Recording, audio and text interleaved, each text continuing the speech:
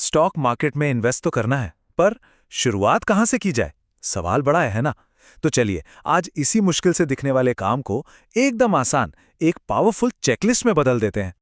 जाहिर है कोई अपनी मेहनत की कमाई यूं ही कहीं भी नहीं लगा देगा, है ना? कहीं भी पैसा लगाने से पहले एक अच्छी खासी जांच पड़ताल तो बनती है। और बस स्टॉक्स की दुनिया में इसी जांच पड़ताल को हम कहते हैं फंडामेंटल एनालिसिस। तो ठीक है, देखते हैं कि ये सब होता कैसे है। ये 4 हिस्से हैं हमारे आज के सफर के, जिसके बाद कोई भी नया निवेशक एक सोचा समझा फैसला लेने के लिए बिल्कुल तैयार हो जाएगा। तो सबसे पहले बात करते हैं निवेश की सबसे बुनियादी लेकिन सबसे जरूरी बात की। ये वो कॉन्सेप्ट है जिसे वॉरेन बफेट जैसे दिग्गज निवेशक अपनी सफलता का राज बताते हैं। अब देखिए, ये कॉन्सेप्ट ना बहुत ही आसान है। कीमत वो है जो हम देते हैं और वैल्यू वो है जो हमें बदले में मिलती है। और एक स्मार्ट निवेशक की नज़र हमेशा कीमत से ज्यादा वैल्यू पर होती है। और यहीं से आता है वैल्यू इन्वेस्टिंग का असली गोल। किसी भी स्टॉक को उसकी असली कीमत, मतलब कि उसकी इंट्रिंसिक वैल्यू से भी कम दाम पर खरीदना। बस इतना ही है खेल।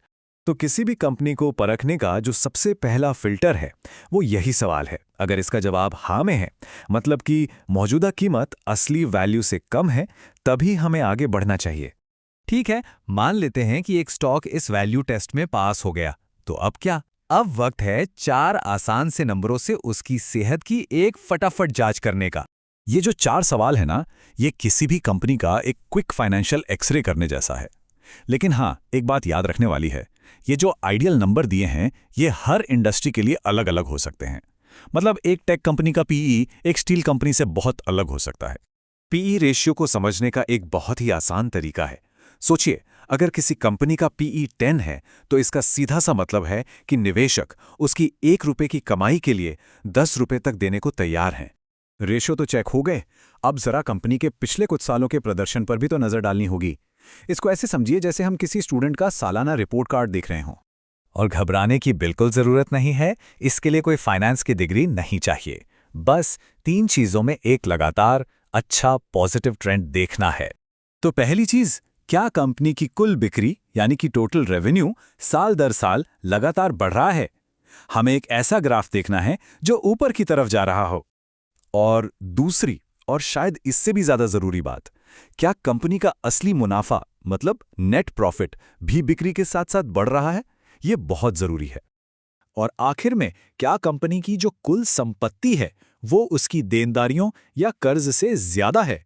सीधी सी बात है, एक सेहतमंद कंपनी के पास हमेशा देनदारियों से कहीं ज्यादा संपत्ति होनी चाहिए। तो अब तक हमने वैल्यू, रेशियो और कंपनी के पिछले ट्रेंड्स को समझ लिया है। चलिए अब इन सब को एक साथ मिलाकर एक फाइनल चेकलिस्ट बनाते हैं। और मजे की बात पता है क्या है? हमने अभी अभी जो कुछ भी कवर किया है ना, वो फंडामेंटल एनालिसिस का 90% हिस्सा है। मतलब एक रिटेल निवेशक के लिए एक बेहतरीन शुरुआत करने के लिए इतना काफी है। बाकी का जो 10% है, वो हम एक्सपर्ट्स के लिए छोड़ सकते हैं।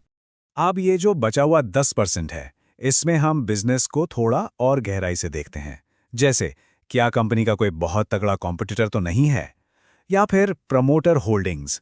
इसका मतलब है कि क्या कंपनी के मालिक और संस्थापक खुद अपनी कंपनी के शेयर खरीद रहे हैं या बेच रहे हैं? सोचिए, अगर वो खुद खरीद रहे हैं तो ये तो एक बहुत अच्छा संकेत है। और इन सब में सबसे अच्छी बात क्या है जानते हैं?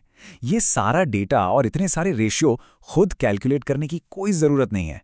आजकल तो ऑनलाइन स्टॉक स्क्रीनर वेबसाइट्स हैं जो ये सारा भारी भरकम काम बस एक क्लिक में कर देती हैं। तो देखिए, इन स्टेप्स को फॉलो करके कोई भी निवेशक सिर्फ तुक्केबाजी या अटकलों से हटकर एक ठोस स्ट्रैटेजी पर काम कर सकता है। तो अब सवाल सिर्फ ये है कि अगले निवेश के लिए इस चेकलिस्ट का इस्तेमाल कैसे और कब किया जाएगा।